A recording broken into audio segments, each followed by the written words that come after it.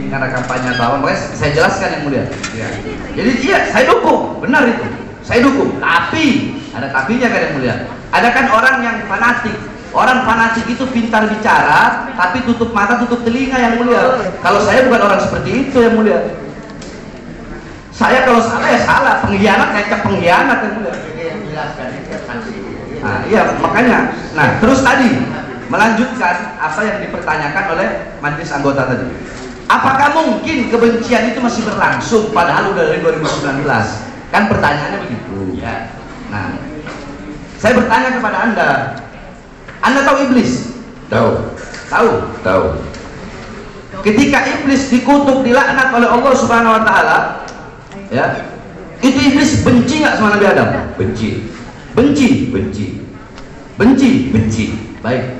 Dalam kitab dijelaskan bahwasanya setiap kurun 100 tahun, setiap masa 100 tahun itu iblis Allah keluarkan dari neraka. Nabi Adam Allah keluarkan dari sorga, Allah pertemukan di satu tempat. Ketika itu Allah berkata kepada iblis, wahai iblis, sujud kepada Adam, maka akan aku ampuni dosamu. Itu Allah memberi kesempatan nggak kepada iblis? Memberi nggak? Memberi. Ingat, setiap 100 tahun itu. Iya. Itu ada dalam kitab. Setiap kurun 100 tahun itu iblis dari neraka Allah keluarkan, Nabi Adam dari surga Allah keluarkan, Allah masih suruh sujud. Allah saking kasih sayangnya masih memberi kesempatan kepada iblis untuk bersujud biar aku ampuni. Tapi apa kata iblis? Tidak, aku lebih memilih di neraka. Kenapa? Karena kebenciannya dia sama Nabi Adam. Nggak cukup sampai di situ.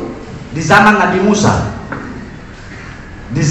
Musa, iblis datang, wahai Musa, engkau kalimullah, orang yang berbicara dengan Allah, tolong sampaikan kepada Allah, aku ingin bertobat. Nabi Musa bilang, ya Allah, iblis mau tobat. Kata Allah apa? Kalau iblis mau tobat, suruh sujud di kuburnya Adam. Apa kata iblis? Hah? Sujud di kuburnya Adam? Adam masih hidup saja, saya nggak mau sujud, apalagi Adam udah jadi bangkai. Tetap dia nggak mau milih. Jadi kebencian iblis itu tetap berlangsung. Sebagaimana mereka yang membenci saya tetap berlangsung dari 2019, entah sampai kapan saya tidak tahu yang mulia. Itu jawabannya yang mulia. Terus, ya, tadi yang mulia Hakim Ketua berkata, ngeri sekali saya mendengar ketika Habib Bahar berkata resiko paling kecil di penjara dan resiko paling besar dibunuh. Apakah Anda tahu? Beb, Anda punya kakek Imam Hussein itu diapakan, Beb, sama pemerintah? Dipenggal yang mulia. Diapakan? Dipenggal. Diapakan? Dipenggal. Kenapa dipenggal? Karena apa? Apakah karena korupsi? Apakah karena menyengsarakan rakyat? Atau karena membela rakyat? Membela rakyat melawan kezaliman penguasa. Sayyidina Hasan, kakaknya Imam Hussein, dibunuh, diracun yang mulia. Pertanyaan saya kepada Anda, kenapa Imam Hasan diracun? Apa salah beliau? Apakah beliau maling uang rakyat?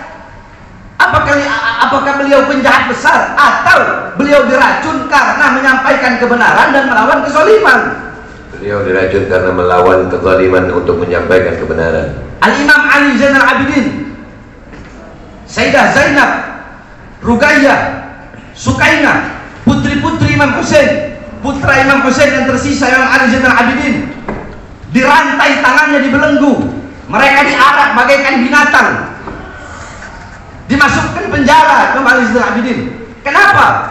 Apakah beliau penjahat? Apakah beliau ingin merampas kekuasaan ketika itu?